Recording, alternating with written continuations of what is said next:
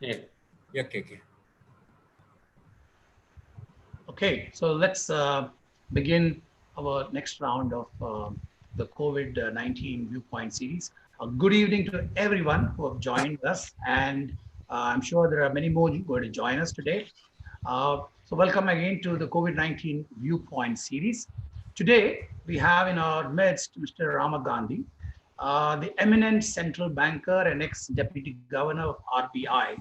Uh, are we not really lucky to have him, especially in these uncertain times when RBI is playing a stellar role in reviving the economy? All our eyes are focused on the government of India, the state government, and the RBI as to what, how, and when will they bring up the economy and bring back the old days. Will the old days really happen? Is something that we will talk about. Mr. Gandhi is a postgraduate from Annamalai University. Okay, he has risen through the ranks. He rose through the ranks in RBI to hold the coveted position of deputy governor. I think everybody we have shared his credentials already, and some of them are there for you to see right now. But what most of you may not know is that he is a chef at home. He loves cooking. Sir, have you learned anything new these days, new recipes these days? Certainly. Yes. There's Okay. a Let's lot of time for reflection and trying out. Yes. excellent, excellent, sir. So that's good, sir. I think most people are trying out everything new with what's happening. Uh, you're going to hear Mr. Gandhi now. If you have any questions, do send in the chat box. We will try and get across to Mr. Gandhi as many as questions as possible to a guest. I'm sure today we're going to have a lot of questions to him, but we have a time factor. So try to limit your questions to one per participant if possible. Okay, unless you really you're dying to ask a question. So we all know that the economic fallout of COVID will impact credit, loan, deposits, income, and much more. Many more things. My question to you, sir, is twofold. What will be the new normal look like in the future? Will we see accelerated migration to digital channels? May I have your thoughts on these, sir? Okay. Thanks for the opportunity to EPS and all others who are listening to this video conference. And thanks once again. Yes, we are all in the midst of a very trying time. This is the first time worldwide enormous impact on economic, social, political, and scientific spheres have happened. And on the economic front, naturally, the disturbances have been from the supply side, demand side, market side, and even socio-political economy side as well. So if we have to, before answering your question, coming to your question, I just want to give a little overview of where we are and how to look forward. So around the time COVID started striking the economies around the world was already decelerating. In Western economies, that is advanced economies, the growth was the forecasts were brought downwards, and major economies were expected to grow sub-zero one level only. China was also decelerating, and India had already been decelerating for almost 8 quarters. Continuously it had been decelerating. So that was the setting when the COVID started striking us. And as far as India is concerned, the impact had been on 2 fiscals, last fiscal also, and this fiscal. Last fiscal, of course, the COVID impact has been minimal in the sense that there was 1 fortnight of slowing down and another 2 weeks of full shutdown. Whereas in this fiscal, the shutdown had been already 4 full weeks and expected to have a slow up on the next 4 weeks to 6 weeks kind of. So that is a setting we have to keep in mind. And to assess the impact on the economy as a whole, first thing which we have to, I would take gross value added as a good metric rather than GDP.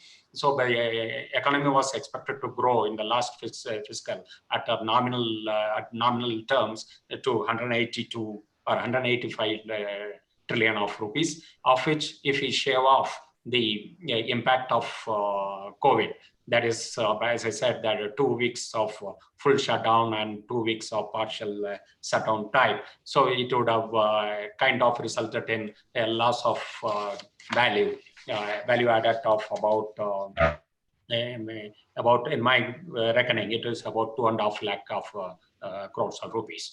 So that is based on the assumption that agriculture was not affected, not much during that period, and the mining and the manufacturing were fully affected. Services sector was fully affected, but the financial sector and the government sector were not, they were only partially affected. On that assumption, if we make it, it was like something like 2 lakh crores. And that's why we saw in the first round of package which the government announced, it was something similar to 2 lakh crores of rupees, 1.75 a specific package, and another 25,000 crores relating to the Garib Kalyan Yojana. So that was assessment at that time had been made.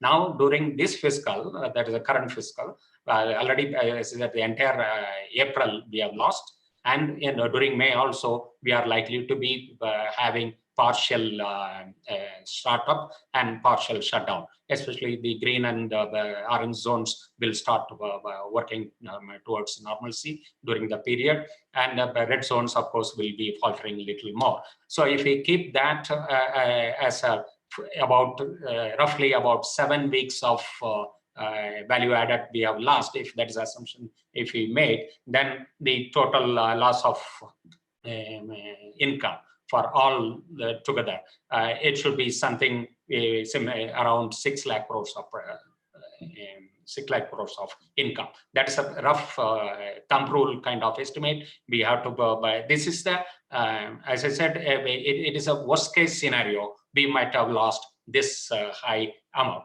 So going forward, when we want to understand how it is affecting different segments of the economy, certain assumptions again we have to make.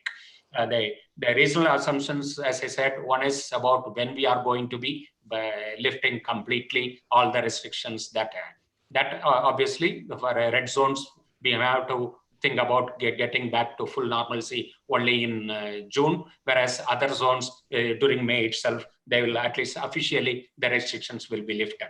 When exactly they will be certain critical factors and decisions which we have to look forward will be one, when is in my opinion, the very first indicator will have to be relating to movement of people and goods. That's a transport. The public transport, road, rail, and air, when it is started functioning, that will give the clear signal that we are back to normal. It will create the right sentiments among all the people that things are back to normal. So that will be a very important announcement which we have to look forward. The second will be, of course, the monsoon. As of now, the expected forecast has been very normal. It is a long-term normal, long period normal we are going to have. That would mean that rural income, rural economy is going to be normal. That will give the almost like a pump priming. That will be the engine for the economic growth during this period. So that is another factor we'll be watching. Third, of course, the government package of reliefs. First installment has already been done. So we are now hopeful that what further the government will be about that little bit later I will mention, because that will be another point to be noted to be looking forward. Now, segments of the economy, whether it is business, trade, or industry, whether it is irrespective of the size, whether it is big, small, medium, or micro, because the problem for them is not about loss of profits or loss of returns during this total 8 weeks period. So that businesses have always found method of dealing with loss of income. That is not the real challenge. The real challenge for them will be towards the loss of liquidity, cash flows. Because everyone is going to experience delay in collections. There will be a long problem, irrespective of the size, including the bigger ones, including the government. Everybody is going to be delaying payments for somebody else. So that is going to be locking the funds of the people. That is the first major problem the businesses are going to experience. The second experience they will all be actually be worried will be loss of demand. That is where the real problem, the exact problem is going to be. How soon the demand is likely to be back to normal. That if you look at the different segment wise, there are going to certain segments, the demand is going to be delayed. Picking up of demand is going to be delayed very, very heavily, especially the services sector, the tourism, transport, and communication. So they are likely, and all those goods and services which depend upon the discretionary spending of the people, they are likely to be facing very low demand growth in the next fiscal. Whereas the others, that they are likely to be back to normal very soon, whether it's agriculture based, rural based, or the mainstream manufacturing, mining, all those things will start coming up quickly. Construction, again, there is going to be a partial recovery, but commercial constructions are going to be affected a lot. The private construction relating to housing, that may continue to be, it will be possible to start little early.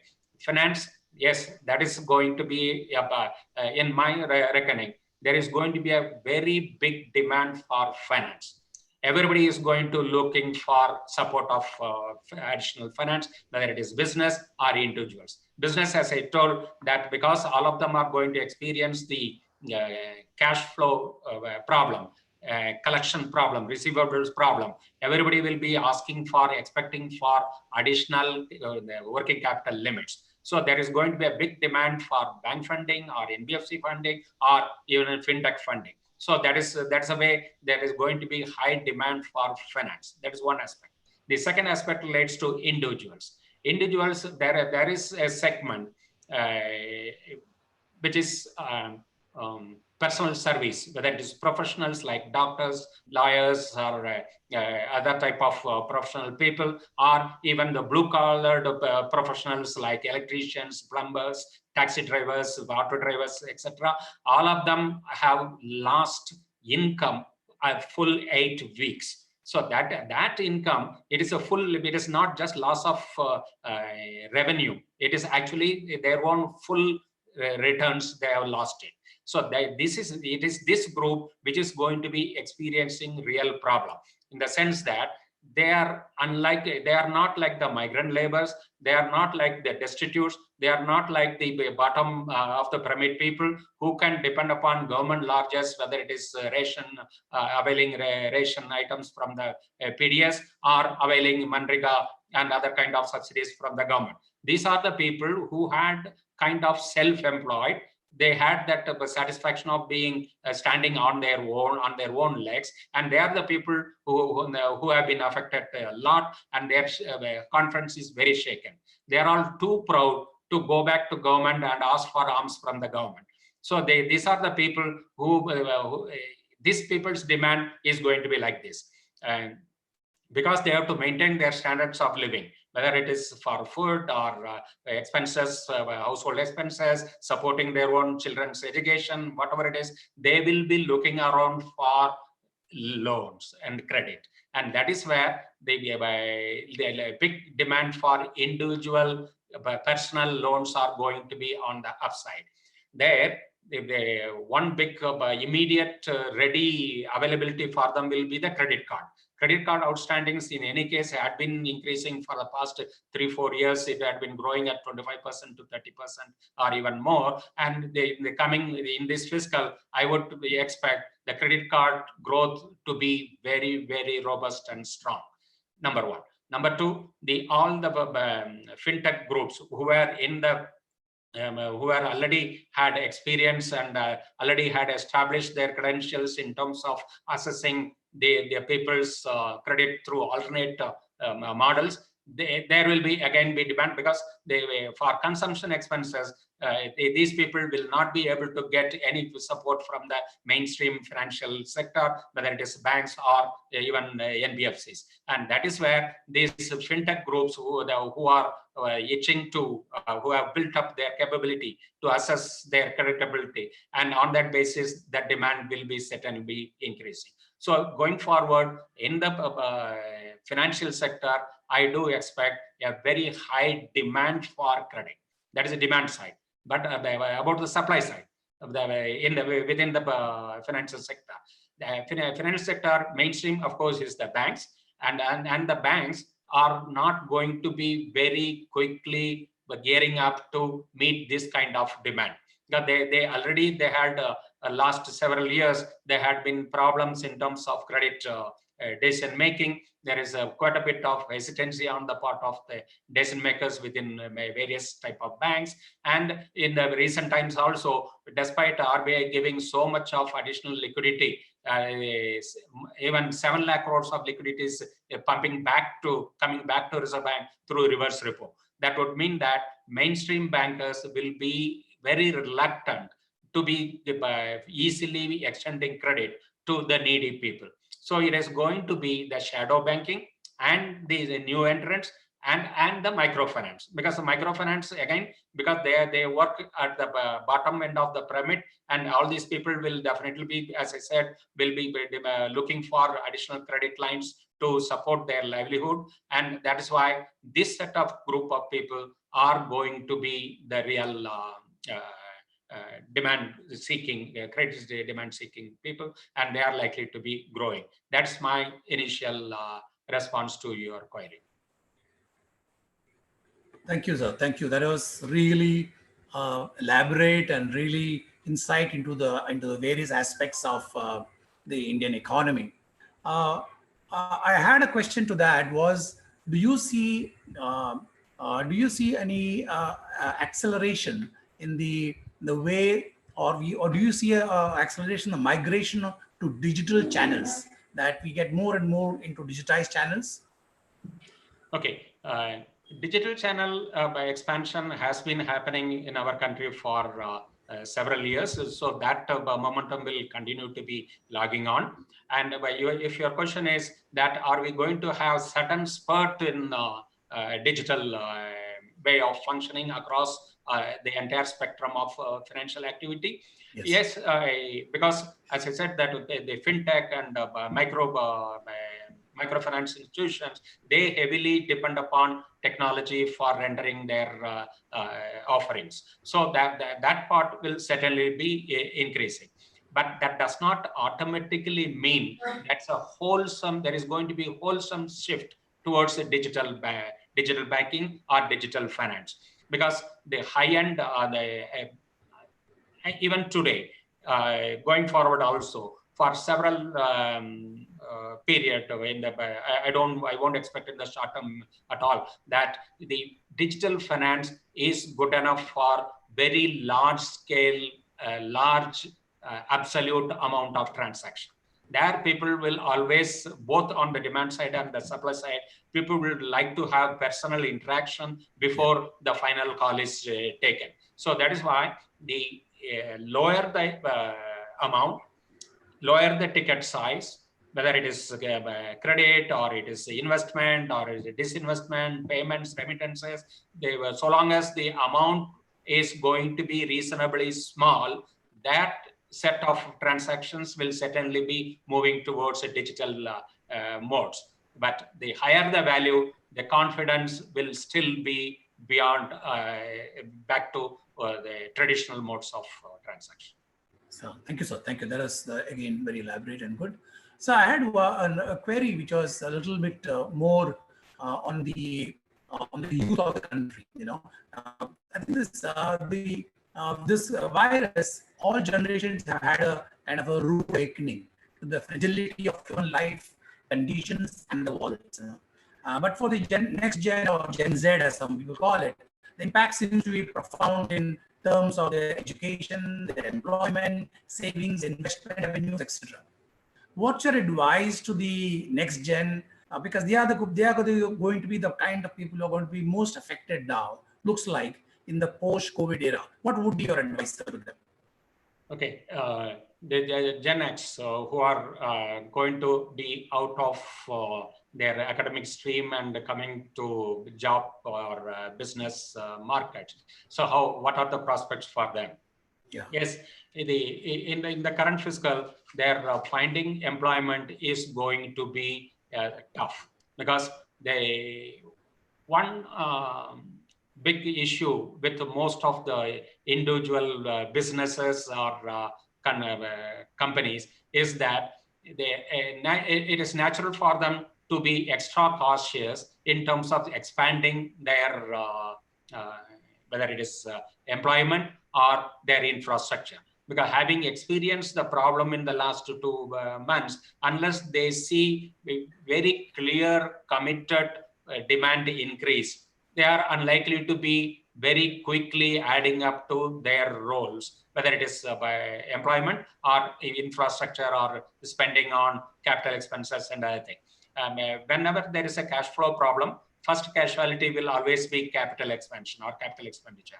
So that they will all be waiting for a good time to, or good signals to come to be seen. So that means that finding employment opportunities in the coming, in the current fiscal, it is going to be tough for that new group. Okay. Then that is one side of the story. The other side is that increasingly, we have seen in the last 5 to 7 years, more and more youngsters have started relying on startups. Yes. So that's a trend which is picking up, that they are able, they have the capacity to face the risk or take the risk, and accordingly, so they should be looking around for opportunities for standing on their own. It is going to be tough because support in terms of financial and capital support for them is not going to be easy, but they will certainly be trying to venture into startup scenario as well. And the digital, because by the demands which are going to come, it will be possible if you have to keep your costs low in this scenario, and if you have to keep your number of heads low, then technology is the right offering. So tech-based offerings, that is what they will be in demand, and that's the way the new entrants will be looking at whoever is technically qualified with the appetite to take business risk. They will be venturing into starting their own, and in that process supporting some other people as well. So the generation next, they will have to look around for those kind of opportunities to support themselves. Yes, thank you, sir. I think that's well said, sir. I think, and that's the power of India, the next gen, and there's so much of startups happening, all powered by the next gen people. So I think there is a lot of opportunity coming your way. I think everybody is asking, is wanting to ask this question. So let me ask, because the question is, RBI is taking a lot of steps, but reviving the economy will be a gigantic task. We all know that. What, in your opinion, should RBI and Government of India do? I think you already have explained in your first opening itself a bit. If you could just summarize it for the participants, that will be nicer. Okay. Yeah, the packages that are expected both from the government and the Reserve Bank will be like this. So first is that, as I said, the businesses, irrespective of the size and irrespective of the segments, all of them will be looking around for, because they will all be experiencing cash flow problem and a longer collection cycle. That would mean that there has to be facilitation for larger working capital finance to them. Number one, and added to that, because in this 2-3 months period, there has been problem about no cash flow at all. RBI has already given exemption from the perspective of giving a moratorium on payment, but the condition is that after the moratorium period is over, that amounts are due, and unless like in the fixed loan, you have already elongated the period, then yes, that takes care of, but it doesn't take care of the accumulated interest which becomes due once the moratorium period is over. And in the working capital also, once the period is over, the amounts dues are to payable immediately, and that is where the businesses will have problem. They are all looking around for, or I would expect some kind of the one-time restructuring. That is like Dr. Jalan's time in 1998, it was announced that there will be one-time non-discretionary and non-discriminatory settlement, and which will not amount to NPA. Something like that program may have to be required. That is, the bank should look at it carefully. And the second expectation will be from the government, especially for the MSME lending, that for fresh lending and even for the outstanding, kind of credit guarantee to be coming up from the government. There already work is going on, that's what we understand. So hopefully something should materialize out of that to support the MSME sector. And one radical suggestion which people will have to reflect more will be about it is not just credit support which the MSMEs will need. Actually, they require capital. They require equity support. So government will have to think about a kind of direct equity support to these entities, or even a quasi type of support will have to be there. So that will go towards reducing their cost of operations, and sufficiently longer period perhaps, because it is capital, it can be structured in such a way that it is repayable. If it is a kind of preference capital, it can be structured to pay when the good times come back permanently. Okay. So that is another thought which government and especially basically it will have to be by the government, and it could be through Mudra institution or through SIDBI. It will have to be worked out. Something will have to be worked out to support the equity side of the financing. Sure, sir. Thank you. So a businessman asked the question that there's been mandated that we pay salary. Mr. Bhargava is a businessman, and he said if it is get mandated and the businesses are unable to function, we won't want the business to shut down because as it is they don't have the money. That's true. That is something very strange. I think that what the government intends is that original intention was that it is kind of suggestion to the businesses that you support your own employees and laborers during this period of time, and which you can kind of recover over the period.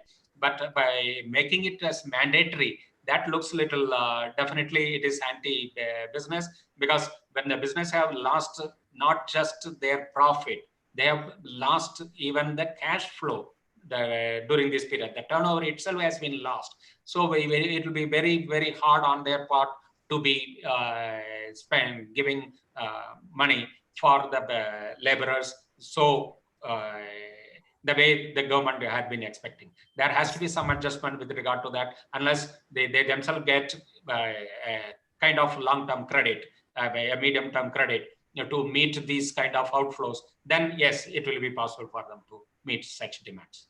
Thank you, sir.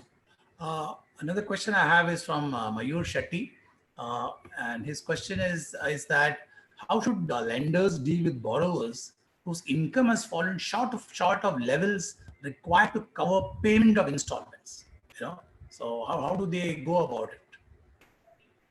Yeah, that's a real challenge that we have, because it's a loss of income of 2 full months during this period. How to recover? So that means that the demand will have to increase much more than the normal times. So the recovery, that would mean that recovery is going to be stretched for longer period. So because of that, everybody will be looking around for reduction in cost. Reduction in cost includes the capital cost. That is where the lending, the cost of lending, the cost of servicing their waiver loans, all those things come, and that's where the expectation on the government and the Reserve Bank to ease out that set of cost of funds, cost of capital. yes, on the input side, other raw materials and other thing. So that depends upon, again, there will be a kind of trade-off between the people who, because everybody will be wanting business to grow, everybody will be wanting to sell. That would mean that they would like to grab the market as soon as the other party is demanding. So there is going to be a set of adjustment, price adjustment between the buyer and seller. That in that process, the cost of operations could be brought down. Third, the employment. That is where the third major segment on cost. So that is where, including right from the government, and many major companies have announced that there will be a freeze on bonuses, or freeze on increments, or even reduction in the this job, in the employee cost. So that way they are trying to readjust, but it is a double-edged weapon, because when you reduce the employee compensation, the counter effect on that will be consumption is going to be affected, and the demand for goods and services will be less. So that is another side of the story. So that is where I am not fully in favor of reducing the cost of or compensation for the labor or the employees. That is not the right method, because when we are facing recession, we should leave enough money in the hands of the people to consume. So when we leave more money in the hands of the people to consume, then it goes towards increasing the demand and increasing the income of the businesses. So there it will have to be a little more careful. Yeah, I think it's a tight balance. It's a balancing act that the government and RBI have to do. Sir, I have a question to you from ETV Bharat. They're asking you a question, is that what is your recommendation to the government for helping the MSMEs? I think that's a lot that everybody, that's a focus area. How are we going to help the MSMEs? So could you highlight some points, sir?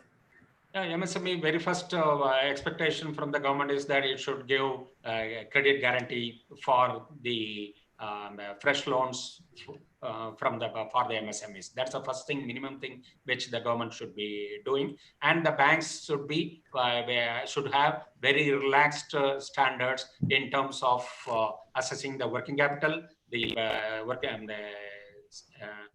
business cycle, because nobody is going to get their receivables in 90 days in this year. It is going to be minimum 6 months or even 1 full year. That will have to be factored in while assessing the working capital needs of the MSMEs. That will be yes, Reserve Bank has left the freedom to the banks to decide. Reserve Bank has not prescribed any norm. All those Tandem Choria Committee norms have been withdrawn. But the banks typically follow those norms. They will have to revise those ideas, those factors more suitable to the current situation. That is the second aspect, second measure that will be needed. Third, of course, as I said, some radical thinking towards giving equity support for the MSMEs.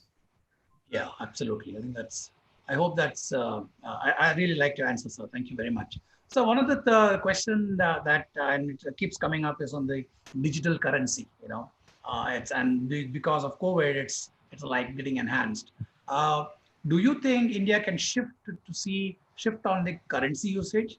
What is RBI's take on this? I don't know whether you can give RBI's take, but can we see a digital currency also coming into circulation? Like other currencies, other countries are seriously looking at it. Say on digital currency, I have been airing this opinion quite long, that once digital currency is issued by the authorities, that's the end of any other digitalization of the economy. Because once a government, that is a central bank, issues a currency which is digital, then no other digital instrument will be needed by anybody. So everything will fully be settled only through the centrally issued digital currency. So that's why I'm not in favor at all for a central bank to be issuing a digital currency. Digital currency, the way people now have understood is something like that cryptocurrency. There, the fundamental idea was that there will be no issuing authority at all. Because of that attended problem, people have started talking about let the authority themselves issue the digital currency. But as I said, the moment it is done, then all the payments instruments, all the payment varieties which we are thinking are which have been thriving across the world, including in India, they will all get stopped. Absolutely, sir. So you have already covered quite a range of topic, but as you know, this is you being what you are, there are a lot of things that people are asking. One of the things perhaps you have not touched is the on the capital markets, and I think because most people are at home, people are looking at share stocks and prices. What according to what are your expectations? Something on capital markets, health of banks and NBFCs? Can you just touch upon these points briefly? Yeah, capital market during this time, there is going to be initial hiccup is definitely there, that already we are experiencing. The Sensex have been dropping like quite a large loss we have experienced. But going forward, it is going to be different, because the reason is that Indian growth story is going to be distinctly on the positive side vis-a-vis the rest of the world. Especially advanced economies, they are all awash with capital. All of them will be looking around for very strong returns possibility, where the reasonable assurance is there about the returns and the growth. And there, India definitely will be ranking at the very top. Second supporting factor will be the reaction or the kind of emotion, whether it is emotional reaction or otherwise, vis-a-vis China. So it is not going to be an automatic alternative for China. India cannot become automatically, but there is certainly India will be an attractive proposition for the world capital funds to be looking around for getting invested in India. Not just the funds, and even the production facilities also. India will definitely be one of the countries which the MNCs will be looking around and assessing. And that is where, if the government, as of now, there are at least initial indication that it will be very supportive of getting the businesses which China will be losing. Hopefully, if we have very strong measures to support that, we'll be able to get that kind of flows also into India. India, by and large, one very positive factor about India is that it's such a large economy. It is its production base cuts across very many type of goods and services. It can stand on its own. It need not necessarily be growing only for its export or international trade. It has got its own momentum, its own large consumption base is available. And these are the positive factors which will attract the international funds to be coming into India. When they come in, obviously they will come through the stock exchanges, through the FPI route, and by extension through the FDI route. So that is why market will certainly be coming back to good returns very soon. Capital market is going to be surviving and thriving along. Okay, so thank you very much. Sir, we have already exceeded the time a little bit. Are you okay to extend it for another 10 minutes, sir? Yeah, I have no problem. Certainly. Okay. So, you spoke about capital. In relation to that, there is a question asked that the Indian stock market is going diversely opposite to the world market. The world market is dipping, whereas Indian share market is just on the rise. Is there some thoughts on this? I mean, this could be just your personal thoughts, if you have anything, sir. Sorry, I couldn't get the question right. Can you repeat that? Yeah, the question is that the Indian capital market for a few days now, it's been on the rise. We are seeing a jump in the share points, whereas the global market is actually going down. So someone has asked, who is obviously is in the stock market, saying that can you explain this phenomenon from a financial point of view? Day-to-day movements in stock market, that will have to be explained totally differently, because markets reacts to certain announcements, certain development, geopolitical or otherwise. So that way, I will not be able to explain day-to-day movements. Yesterday, why it happened, day for yesterday, how it happened. That is not my area of study. So I will not be able. I can only look at broad trends which across a minimum period of 3 months to 6 months and later. That's the one I explained, that going forward, because of the factors that I explained, market is going to be upstream. But as I said, short period explanation. Sorry, I am not. I am not. Absolutely. Yeah, absolutely. I don't think they're expecting that, sir. It was just an overall thought from you, and I think that you explained very, very well.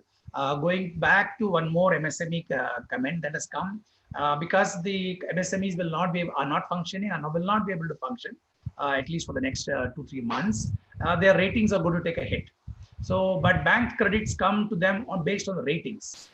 So, this how do we take care of this problem? Of ratings and credit loan to be given to them. I don't think MSMEs go for ratings. Typically, they don't go to the market for raising, because most of the time, the people who go to the raise money from the capital market, they are the ones who go after rating. Otherwise, by any loan proposal, banks will have to rate themselves based on their own internal risk models. That will anyway will have to be there, whether MSME gets external rating or not.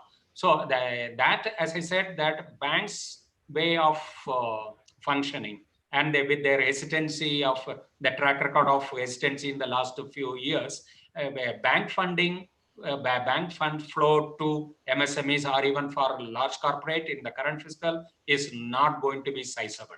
That is given. That is where both Reserve Bank and government will have to use some extra moral pressure on the banks to see that they support the but if they are left to themselves, bankers are unlikely to be supportive in a big way. That is where alternate funding, as I said, shadow banking, NBFCs or others will be thriving. Yes, sir. Thank you so much, sir. So one question that comes back is the Basel capital. Because of the stress times, do you expect that the norms will be relaxed for some time? Norms for? The Basel capital. Basel capital. Right. Yes, already we have seen that when Reserve Bank came out with its own moratorium guidelines, initially Reserve Bank did not provide for what the bankers were expecting, that the NPA position as of March 1st should stand good.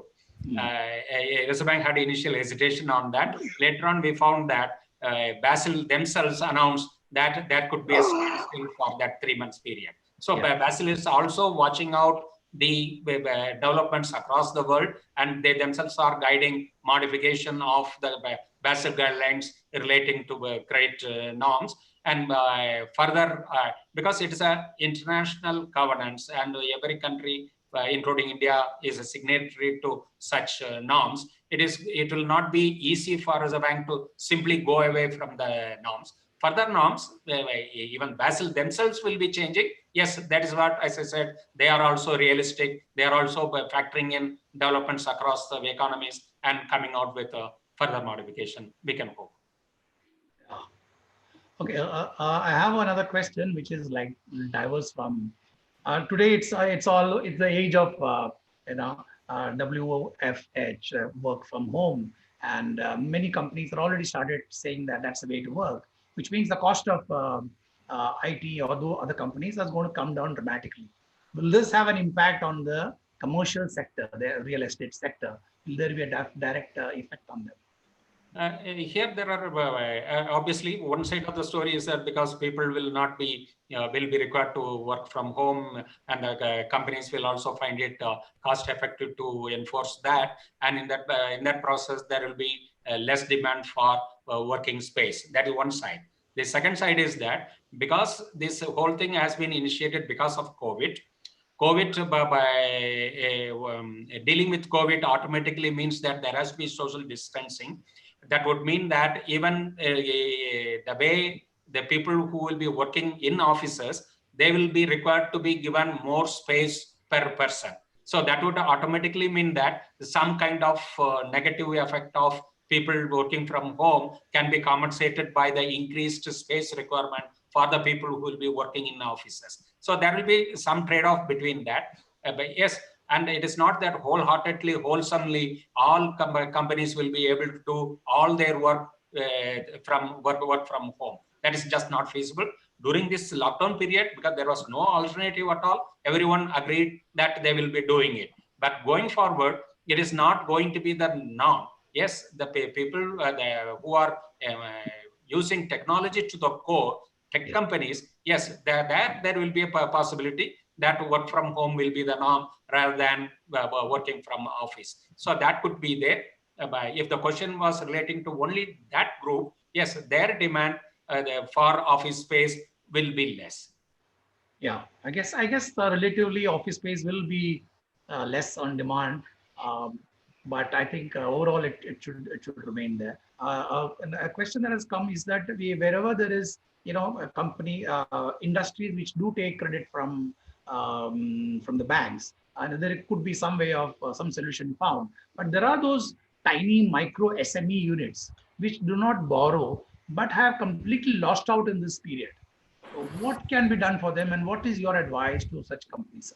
Yeah, that is a real problem. That's what I mentioned, that the personal service segment, who are kind of self-employed on their own, they are the ones who are going to have the deep depth of the problem they'll be experiencing a lot. The reason is that since they had been self-employed, their self-ego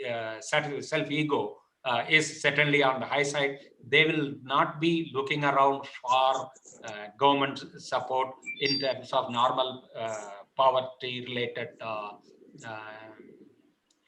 measures, which they will not avail themselves. Because, however, they have been pushed into poverty now. They are the people who somebody has called them as christened them as neo-poor. Yes, they are the new set of poor people because they lost complete their opportunity for income.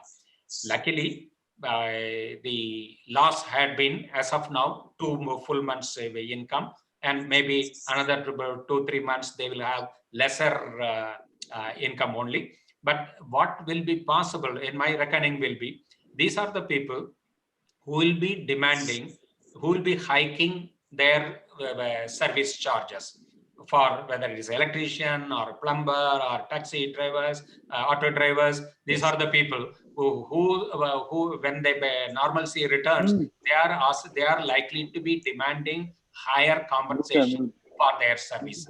That's the way they will make up their also advisor to us. Thank you, sir. Sir, if you don't mind, can we take a couple of more questions from the audience, if you don't mind, sir? Sure, sure. Okay, sir. So can we look at Mr. Sudhakar Kaza? You've been wanting to ask a question. You can unmute and ask, please. Sir, I was wanting to know what would be the effect on banks, NBFCs, in the finance on the balance sheets of banks, NBFCs, and what I hear is a lot of microfinance companies are in dire stress. True. Both NBFCs and microfinance companies are in trouble now because the current regulatory adjustments are facilitation given by the Reserve Bank. These guidelines do not take care of these companies' specific position, because Reserve Bank's own assessment is that NBFCs, as a group, they all have enough cash to pay back their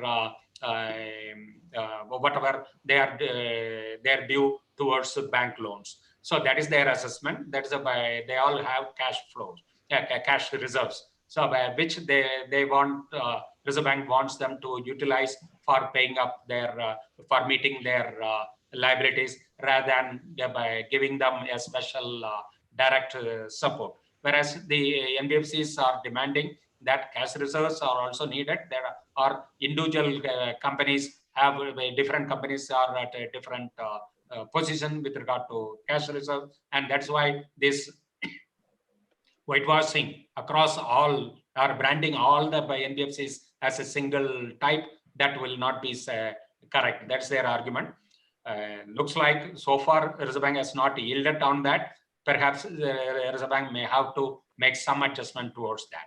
And microfinance companies, yes, because they are the another version of the NBFC problem only, because their dependency on bank loans are much more sorry, their dependency on bank loans are much more. There, they probably what they may have to do is that they have to sell off they have to assign their credit to the banks and raise money rather than to keeping it in their own books. That's why they may have to face the situation as of now. Right. So thank you. Mani, you want to ask a question? Yeah, Kumar, I think I have a question. I think you have basically it has been very, very heavy dose of question and answer session. I think you have to give Mr. Gandhi some break. Otherwise, so you can have your water, sir. I think it's, there are huge questions. Basically, no, I didn't break. That's okay. Thank you. Quick one is, sir, I think I know most of your life you have been very active. Even after retirement, you have been very active. How do you basically just learn yourself to be sitting at home for the last 40 or 30 days? How difficult or how easy it was? And I think I'd like to know this because it's the most difficult thing for anybody. Yes. Okay. Because even otherwise, because after retirement, you have a lot of time.